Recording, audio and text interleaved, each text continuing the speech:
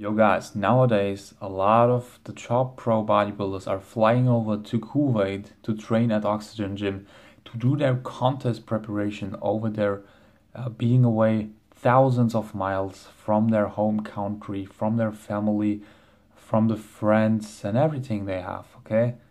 Just to do their contest preparation. So people are asking themselves, what they do different there, what they have there and what they don't have in the US or anywhere else in the world. What's the secret, okay? What's the secret of Kuwait? What's the secret of Oxygen Gym? What's the secret of the boss over there? Bada So I made some notes and I want to start with the mildest one, going to the more, going over there to the more crucial opinions I have and what I think on that topic. Okay, so let's start. The first thing is they have, when they are far away from their family, friends, and everything. Okay, so they have way more focus on training and nutrition. It's like a camp over there. It's like a bodybuilding camp. Okay, nowadays we have so much distraction in everyday life. Some people have a hard time, okay, doing their contest prep for 100%. Even the top pros, okay, even the top pros can get distracted. Not everybody, but some of them for sure. Okay, some of them for sure. Especially the ones that don't want to suffer, too much. So the first thing is more focus, less distraction. Okay, more focus on training and nutrition, less distraction. I want to give you an example on that one for you to understand it. Right now I'm in the exam phase. That means, most of the day I'm at the fucking library, okay, in the university to learn. Why? The reason why I learned there, or I prefer to learn there and not at home, in my room, is in my room I have a fucking refrigerator, I have food, I have TV, I have laptop, I have my bed, PlayStation, for example, games, films, movies, and everything. Okay, that means I have a lot of a distraction which I could use as an excuse not to learn. But when I am at that library, the only thing I can do is learn, okay? Because I'm not allowed to eat, I'm not allowed to speak, I'm not allowed to do anything crazy, just to sit there and learn, okay? And around me there are hundreds of people doing the same thing. So it's normal, okay? Learning is normal there because it's a library. And in Kuwait, it's the same. The complete focus is on training and nutrition in the camp because that's the reason why they go over there. Not everybody needs it, okay? Because not everybody needs to go to the library.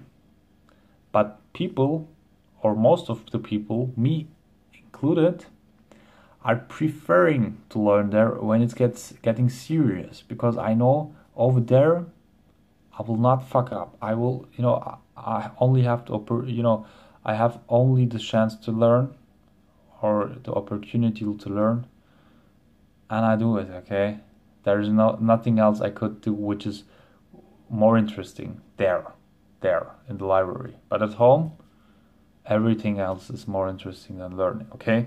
That's the thing. That's important too. Okay, it's a mild argument and opinion, but that's important too. Trust me. There are top bodybuilders who are big into partying, big into party drugs and things like that. So trust me. Let's go to the next thing. When we get, when people fly over to Kuwait, not 1 week. After 1 week, 2 weeks, we get some pictures, being shot in the famous toilet over there in Oxygen Gym, which I called, the famous window snapshots, under the best angles and lighting. Lighting in bodybuilding makes a huge difference. When I'm in the gym and it's day, okay, with only the daylight, let's say you look okay, but when you go into the gym at the evening, okay, with some amazing lighting and angles, you look like you're 2 times as big and 2 times as defined and everything else. You look way better there. And especially, the today's people and today's generation know that. Filters on Instagram, lightnings, angles, everything, okay? Everything. People know that. It makes a huge difference. Of course, even when you fly over to Kuwait after 1 or 2 weeks, you don't get 50 pounds more muscle. So, of course, they want to present you in the best way they could present you, because it's advertisement for their gym, okay? They want you to look the best for the people over there on the internet and the fans, for them to get the most recognition. So they want to present you in the best way they could, with the best lightings, with the best angles and everything. So this was, opinion 2. Let's go to opinion 3. The more crucial things. I'm pretty sure that in Kuwait they have unlimited access to steroids. And I'm pretty sure that, people, the athletes, they fly over to Kuwait and they do their whole contest play, let's say 2 to 4 months. They're completely there, okay? And I don't think that they take their medications with them, because it would be too much probably, and they would get fucked up at the airport. So I think when they are over there, they get supplied with the best, purest and cleanest steroids available on the market. Okay? The thing is that, especially with those Arabic countries, look at their amateur scene. Their amateur scene is fucking big, okay? There are monsters there, okay? There are monsters there. Even, especially in the past, they were never big into pro bodybuilding, but they were always big into bodybuilding, okay? Bodybuilding there gets good recognition, and I think that over there they have pure stuff, pure PED, performance enhancement drugs, and unlimited access to it. So, for example, back then, everybody says that in the 90s, for example, they needed only, a third of the amount of steroids they need today, because today there are so many underground labs, there are so many shit mixed into it, spiked, everything, okay? And it's still not working like back then. So I think that they directly get the stuff from directly from the fabricated place. You know what I mean, okay? The word is not coming into my mind, but I think they have direct access to steroids. Now, coming to the conspiracy theory. The conspiracy theory is that maybe medication-wise, medicine-wise, they are ahead of us. They are ahead of the time. And maybe they have some undiscovered medications which people here don't know yet about, okay? Back then it was steroids, then GH came into that game.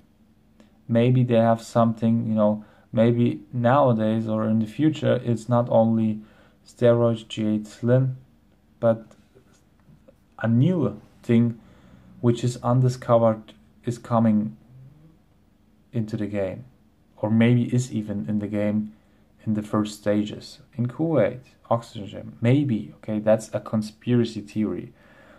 And the interesting thing is that if they would have some unknown medication over there, I think that the athletes probably have to do a non-disclosure agreement. That means when they, do their trial and error with the athletes medication-wise and try to implement the new stuff into their regimen, you don't hear any athlete openly or publicly speaking about it. They don't say anything at all. They don't say, this is better, this is better. They don't say anything at all, okay? Generally, they don't say anything at all. And trust me, guys, it's not the gym equipment and it's not the food which is better there. Training is training, nutrition is nutrition. Anywhere, okay? It's not like a Rudy Winkler or Brandon Curry don't have a bench press in, LA or something like that. So I think that